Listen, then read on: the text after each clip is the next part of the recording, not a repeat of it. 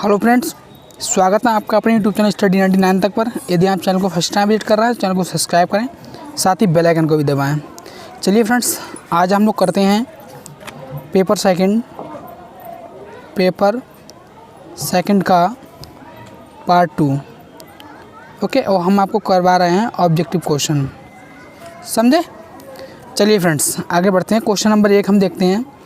Question है कि प्रकृतिवाद किस शक्ति को ईश्वर से पृथक करती है। जो प्रकृति जो हमारी है वो किस शक्ति को ईश्वर से पृथक करती है। सही है, तो क्या है वो? आत्मा है, या चेतना है, ये प्रकृति है, ये भौतिक है। सही है, तो इसका जो राइट आंसर होगा वो होगा आपका 3rd नंबर का, यानी कि प्रकृति जो है इसका राइट आंसर होगा। ओके फ्रेंड्स, चलिए आगे बढ़ते हैं। सेकंड नंबर क्वेश्चन हमारा है, सेकंड नंबर क्वेश्चन, प्रकृति में कौन सी चेतना शक्ति नहीं है। जो प्रकृति जो होती है उसमें कौन सी चेतना शक्ति नहीं होती है, वो ये पूछ रहा है। सही है, जैसे ईश्वर जैसी, या मन जैसी, आत्मा जैसी, आचरण जैसी। सही है, तो इसमें जो आपका राइट आंसर होगा तो वो होगा आत्मा जैसी। क्या है? आत्मा जैसी। ना ही उसमें ईश्वर जैसी होती है, ना ही मन जैसी होती है, ना ही आचरण जैसी होती है। चलिए फ्रेंड्स, आगे बढ़ते हैं। नेक्स्ट क्वेश्चन, तीसरा क्वेश्चन हम लोग देखते हैं। तीसरा क्वेश्चन है कि प्रकृतिवादियों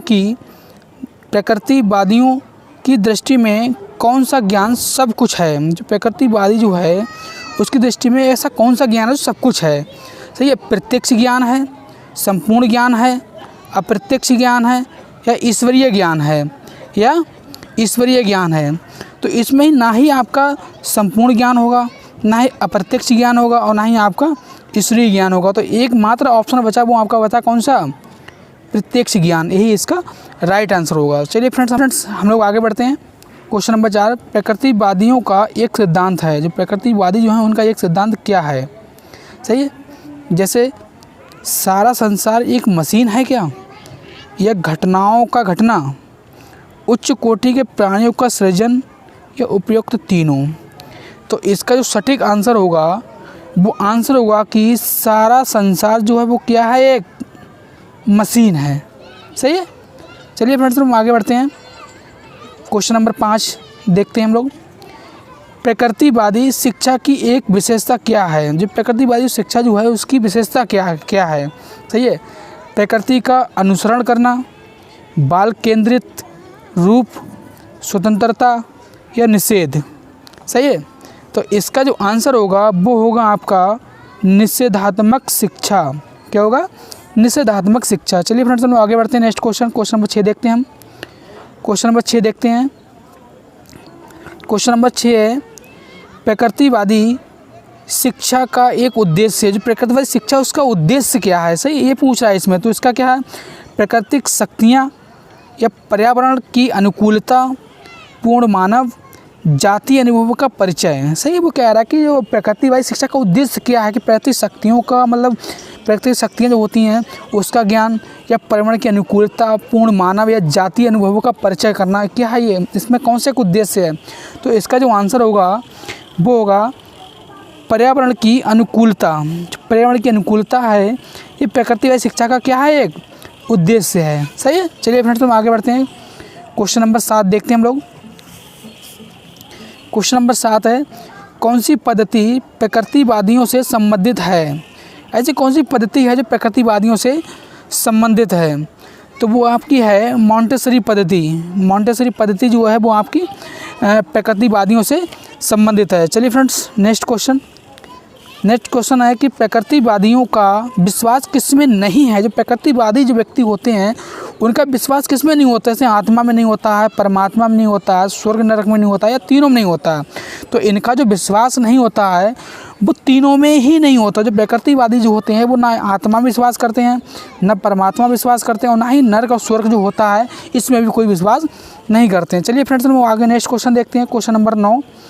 क्वेश्चन 9 है हमारा, प्रकृतिवादी अनुशासन के क्षेत्र में कैसे होते हैं। प्रकृतिवादी जो होते हैं वो अनुशासन के क्षेत्र में कैसे होते हैं। जैसे अनुशासनहीनता होते हैं, ये अनुशासन वाले व्यक्ति होते हैं। जैसे पिछड़े हुए होते हैं, यानी कि बहुत ज़्यादा पिछड़े हुए होते हैं, या तटस्थ होते हैं, या बहुत ज़्यादा आगे बढ़े हुए होते हैं, एक्टिव होते हैं या उच्च कोटि के होते हैं। सही है।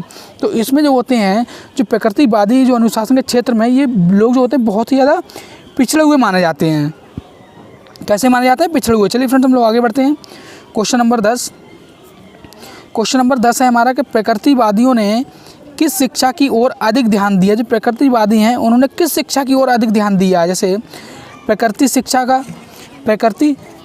का, परमात्मा का ज्ञान का, जन शिक्षा का, या जीवन की शिक्षा का। तो इन्होंने सबसे ज़्यादा जो अधिक ध्यान दिया है वो दिया है जन शिक्षा की ओर। किसकी ओर दिया है? जन शिक्षा की ओर। चलिए फ्रेंड्स आगे हम लोग बढ़ते हैं। क्वेश्चन नंबर 11 हम लोग देखते हैं। प्रकृतिवादी सत्य को क्या मानते हैं? जो प्रकृतिवादी जो होते हैं वो सत्य को क्या मानते हैं? जैसे मान लो वो जड़ मानते हैं, तना मानते हैं, वृक्ष मानते हैं, या आपका शक्ति मानते हैं। तो इसमें जो है वो आपके क्या मानते हैं? जड़ मानते हैं। क्या मानते हैं? जड़ मानते हैं। सही है। चलिए फ्रेंड्स आगे बढ़ते हैं। नेक्स्ट क्वेश्चन है आपका प्रकृतिवादी बालक की किन शक्तियों पर बल देते हैं? प्रकृतिवादी बालक जो होते हैं वो किन शक्तियों पर बल देते हैं? सामाजिक शक्ति बल देते हैं, परंपरागत पे बल देते हैं, जन्मजात पे बल देते हैं, या फिर वंशानुक्रम पर बल देते हैं। तो जो प्रकृतिवादी बालक जो इनकी शक्तियाँ जो होती हैं ये सर्वाधिक जन्म देते हैं जन्मजात पर। किस पे देते हैं? जन्मजात पर। चलिए फ्रेंड्स आगे बढ़ते हैं। नेक्स्ट क्वेश्चन, प्रयोजनवादी पाठ्यक्रम में किन विषयों को चाहते हैं? जो प्रयोजनवादी होते हैं पाठ्यक्रम में किन किन विषयों को चाहते हैं? जैसे प्रकृतिवादी विषय चाहते हैं, उपयोगी, सामान्य, या विषय। सही है। तो ये जो लोग होते हैं वो लोग चाहते हैं आपका प्रकृतिवादी के लिए, उपयोगीवादी के लिए चाहते हैं। कैसे चाहते हैं? उपयोगी के लिए। सही है। चलिए फ्रेंड्स आगे बढ़ते हैं। नेक्स्ट क्वेश्चन, प्रयोजनवादी दर्शन किस दृष्टिकोण का बोध कराता है? जो प्रयोजनवादी दर्शन जो होता है ये किस दृष्टिकोण का बोध कराता है? सही है। भौतिक कराता है, सांसारिक कराता है, सामाजिक कराता है, या प्रतिक्रियात्मक कराता है? सही है। तो ये जो होता है ये भौतिक जो होता है, भौतिक। सही है। इस पे बोध कराता है। सही, भौतिक दृष्टिकोण का बोध कराता है। ओके। चलिए next question friends. Next question है हमारा प्रयोजनवाद में शिक्षा का उद्देश्य क्या है? जो प्रयोजनवाद है इसमें शिक्षा का उद्देश्य क्या है? निश्चित है, अनिश्चित है, विशिष्ट है, या सामान्य है?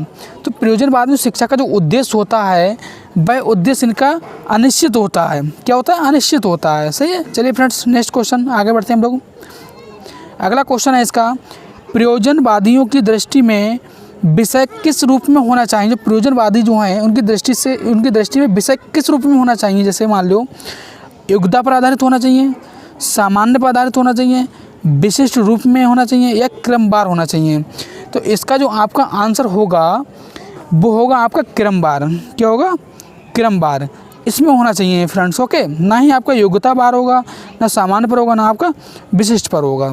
चलिए फ्रेंड्स लोग आगे बढ़ते हैं। नेक्स्ट क्वेश्चन नंबर 17, सीखने की उद्देश्यपूर्ण स्थिति का सिद्धांत किस बात से संबंधित है? यानी सीखने का जो उद्देश्य है, पूर्ण स्थिति का जो सिद्धांत है वो किस वाद विवाद जो होते हैं इसे हम बोलते हैं वाद से संबंधित है। जैसे प्रकृतिवाद, प्रयोगवाद, या प्रयोजनवाद, या उपयुक्त तीनों। तो इसका जो आंसर होगा वो आपका होगा प्रयोजनवाद। क्या होगा? प्रयोजनवाद होगा। Okay friends. चलिए नेक्स्ट आगे बढ़ते हैं हम लोग। अगला है कि योजनवादी किसे विशेष महत्व देते हैं? जो योजनवादी जो होते हैं, यहाँ पर प्रयोजनवादी होना चाहिए था फ्रेंड्स, यहाँ पर प्रयोजनवादी होना चाहिए था। सही है। प्रयोजनवादी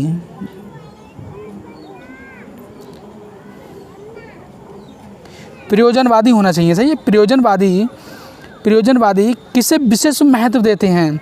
जैसे जीवन को देते हैं, शक्ति को देते हैं, क्रिया को देते हैं, उपरोक्त तीनों को देते हैं। तो इसका जो आंसर होगा वो होगा क्रिया को। जो प्रयोजनवादी जो होते हैं वो खासकर विशेष देते हैं क्रिया के लिए। किसे देते हैं? क्रिया के लिए। चलिए फ्रेंड्स आगे बढ़ते हैं हम लोग। क्वेश्चन नंबर 19, और ये कहता है कि प्रयोजनवादियों की दृष्टि में विद्यालय क्या है? जो प्रयोजनवादी हैं उनकी दृष्टि से विद्यालय क्या है? छोटा समाज है, छोटा केंद्र है, छोटा घर है, ये उपयुक्त तीनों। तो इनकी जो दृष्टि है, जो प्रयोजनवादी की जो दृष्टि है, उसके हिसाब से विद्यालय जो होता है वो एक छोटा सा क्या होता है, समाज होता है। ना ही छोटा केंद्र होता है, ना ही घर होता है, ना ही तीनों तो होगा ही नहीं। सही है, जब आपका ये सही है तो चलिए फ्रेंड्स आगे देखते हैं। क्वेश्चन नंबर लास्ट और आखिरी क्वेश्चन आपका 20, प्रयोजनवादी बालक के अनुशासन के लिए किस बात के पक्ष में नहीं है। जो प्रयोजनवादी जो बालक हैं के अनुशासन के लिए किस बात के पक्ष में नहीं है। ये पक्ष विपक्ष होता है, सही। तो किस बात के पक्ष में नहीं है, जैसे आर्थिक दंड के पक्ष में नहीं है, ये नैतिक दंड के पक्ष में नहीं है, ये शारीरिक दंड के पक्ष में नहीं है, उपयुक्त तो तीनों के दंड के पक्ष में नहीं है। तो ये जो हैं वो आपका शारीरिक दंड जो होता है इसके पक्ष में नहीं है कि जो प्रयोजनवादी बालक जो होता है उसको आर्थिक दंड आप दे सकते हैं, नैतिक दंड दे सकते हैं, लेकिन उसको शारीरिक दंड ना दिया जाए इसके पक्ष में ये नहीं है।